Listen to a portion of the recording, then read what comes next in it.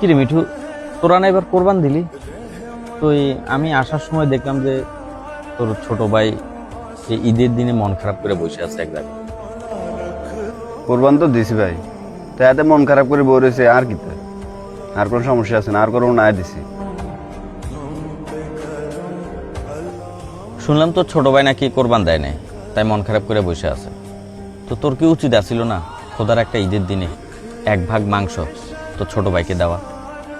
হাতের লাগে আয় কোরবান দিছি নাই, কোরবান দিছি আনলাই। আর আনা জানেন না হাতের লাগে আর বেজাল চলে।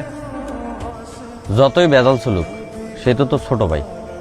গরিব অসহায় মানুষ যদি পায়, তো তোর ছোট ভাই কেন তোর কাছ থেকে এক ভাগ মাংস পাবে না? এটা কেমন বিচার? এই কোরবানি তো আল্লাহর দরবারে কবুল হবে না। কোরবান দেওয়ার মানে কি জানোস?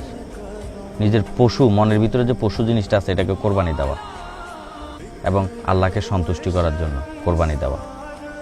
তো আল্লাহর কাছে কি আর রক্ত এবং মাংস যেগুলো, এগুলো কি যায়? এগুলো তো যায় না। যায় হলো মূলত তাকওয়া। তো তুই যে তোর ছোট ভাইটারে যে উপাস রাখলি, মানে একবেলা মাংস যে তুই দিলি না খাওয়ার জন্য, তো তোর কোরবানটা কি সহি শুদ্ধ হয়েছে? যে কোরবানি দেয় যার উপর ফরজ, সে নিজে তো খাবে, এবং আশেপাশের তার গরিব দুঃখী অসহায় মানুষ আছে কিনা তাদের দিকে একটু খেয়াল রাখতে হবে। যদি তা না করে যদি নিজেই যদি একাই যদি ভোগ করে, তাহলে সে কোরবানি কখনো কবুল হবে না। তুই কেমন মানুষ? তুই তো ছোট ভাইটারে তুই এক ভাগ মাংস দিলি না, এটা কি ঠিক করলি তুই?